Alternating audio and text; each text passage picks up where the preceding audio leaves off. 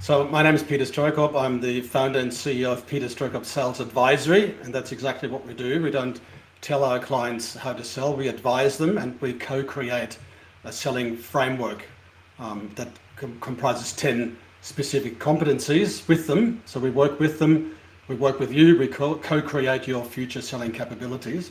And by the way, I was asked the other day if we've already done some sales training and we got a sales methodology, do we need to throw that out if we work with you? And the answer is no, because I'm not selling a sales methodology, I'm selling a sales framework and in a what I call the buyer-focused selling framework, and it is the buyer-focused selling funnel, which brings us to why am I here?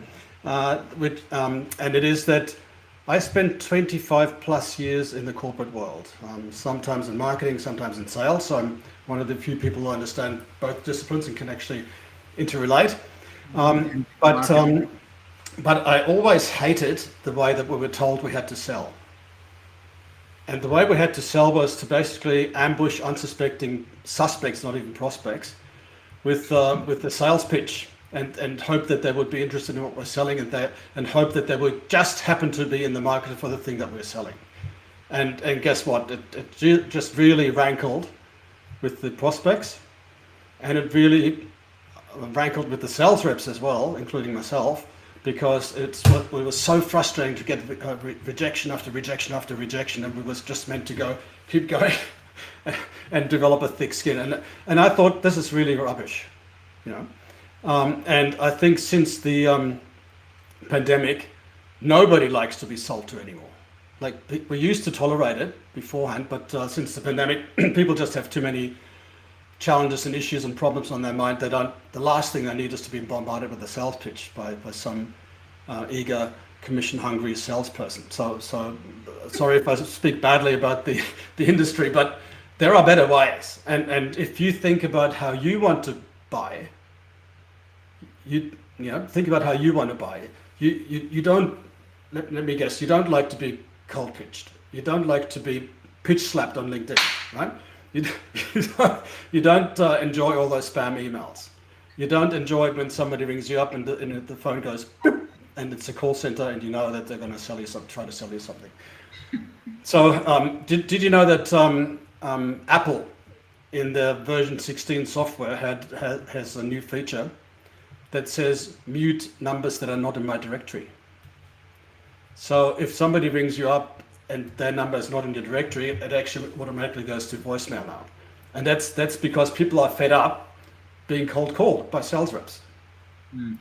Right? So I talk about helping the customer to buy instead of driving for a transaction.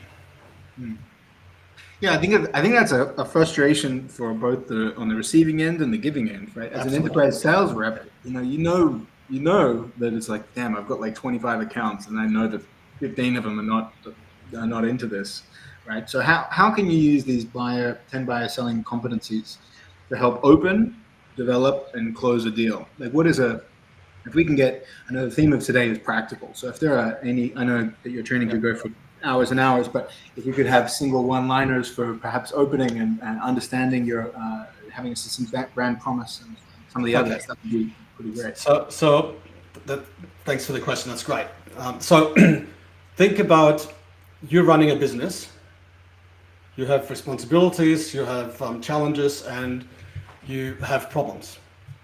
You would love for somebody to come along and solve all your problems, but you don't know whether somebody is there to solve your problems, and if they cold call you, you don't know that they're the one that can solve your problem. So I say there's three ways to engage with senior buyers, with senior executives, or with business owners.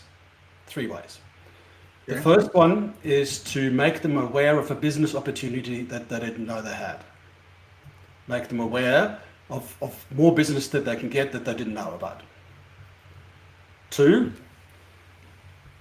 warn them of a risk they didn't know they were exposed to. Like, save them from trouble. Now, both of those work really, really well, but there's a but.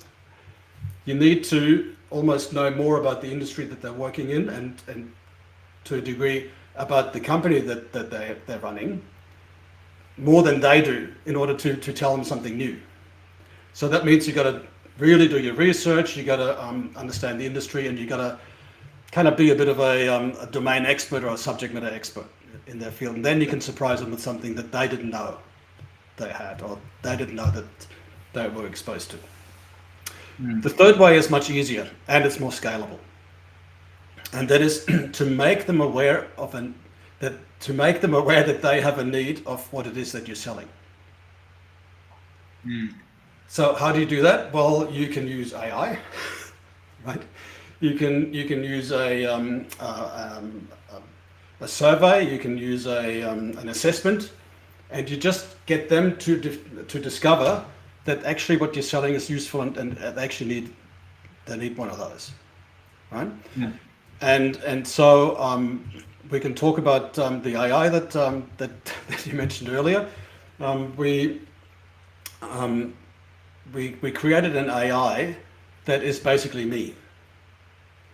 So anybody that doesn't want to talk to me, doesn't feel comfortable, doesn't feel ready, doesn't want to be pitched at, not that I do that, but who knows, people might think that may be their fear.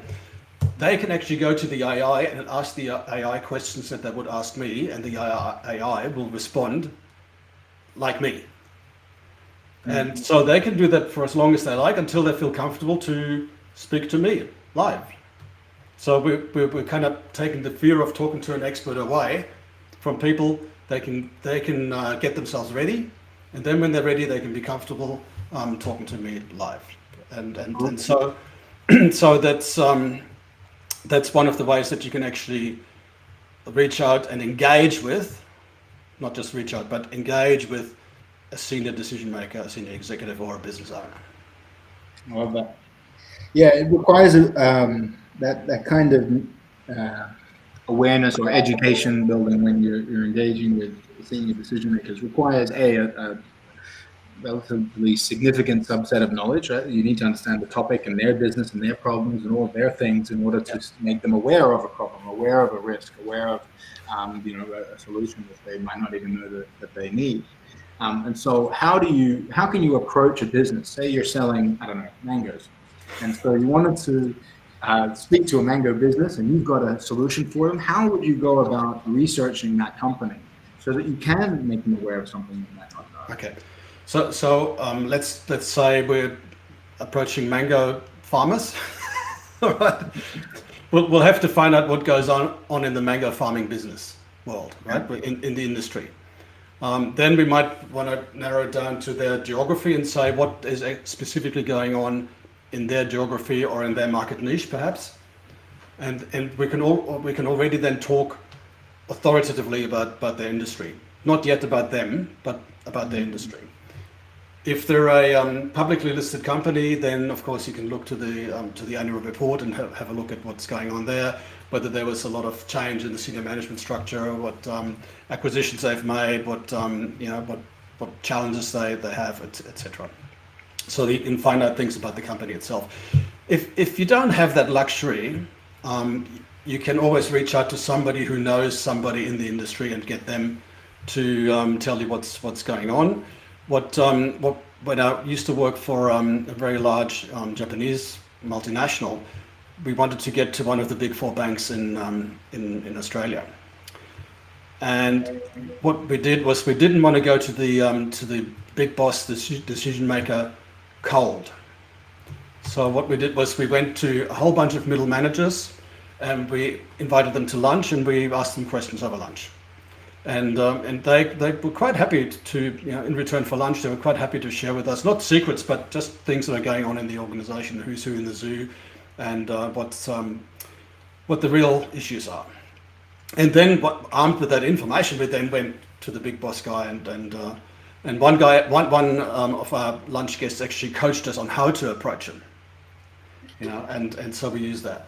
If it's a private company and you don't have that luxury of taking people out to lunch, you can actually talk generally about the industry and you say other people in the industry are seeing these trends or are facing these challenges. Now we've solved these challenges for other people. Are you interested in how we did that?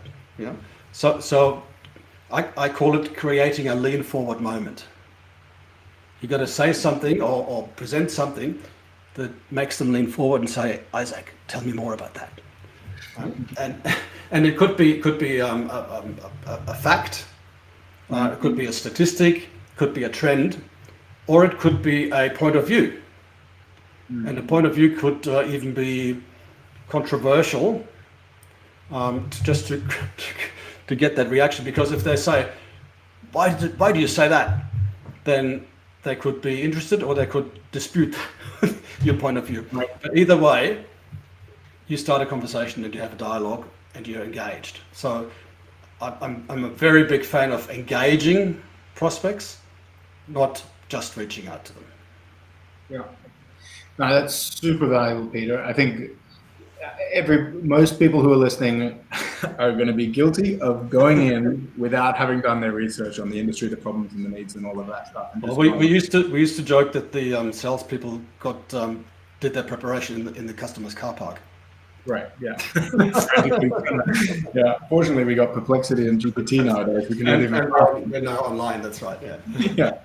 I like that though. So a few key resources, right? You want to engage with the CFO, CEO, CTO, CMO, whatever, C-suite exec. Do your research. Find out what's happening in the industry news. Find out what's happening in the company. Find out from experts. Find a problem, right, and try to address it. All right. So now we've got a conversation with somebody. Right? We've identified we've got some knowledge, and they've identified we've got some knowledge. Conversation's moving along. What are some kind of opener questions or discovery questions you could ask to someone to try to get them to open up even more and really understand what's the potential business case for them? Okay, so here's my secret sauce question. You ask them, have you bought something like this before? Right? The answer will either be yes or no, right? So if they say yes, you say, brilliant. Who was involved in the decision making, and how did you decide? What were your criteria? Right? You've got the map. If they say no, we have never bought something like this before, then you say, great. Who should be involved, and how will you decide? And you can actually help them put the buying committee together and help them choose the criteria. It's just a simple question: have you bought something like this before? Yeah. Yeah, I noticed that's particularly with, I used to sell HR software, right? And a lot of the companies that I'd speak with, there was a lot of fluffy, things for employees and blah, blah, blah, but building a business case was very challenging for them. And so although they wanted things, they needed that guidance or that map on how to actually get a deal across. Asking a question like that would have been perfect, right? Have you bought this before? Yeah, great. We'll figure out how it was done, and let's go follow that path. If you haven't, all right, well, let's figure out who's who in the zoo. So Isaac, if I just can mention two more things, please. Yeah. So the most salespeople are focused on what they're selling, and so guess what they're talking about, right? And so they talk about, we do this and we have that and we're so great and you just got to buy from us, and I call that we syndrome. And the buyer is not interested in what you do and what you have. What they're interested in is what's in it for me. What am I getting from you? What benefit can I get, right? What problem are you solving? If you just think about that, what problem are you solving? That gets you a long way towards having a conversation and engagement with a prospect. The other thing I was going to say is about buying committees, because the days of a mystical one person making the decision are over. So there've been a buying committee, and a few years ago Gartner said there's on average 8.5 people involved or 8.3 people or something involved in a buying committee, and they've since jacked it up. It's now 12. But so you've got 12 different people who will all decide whether they're going to buy from you or from somebody else.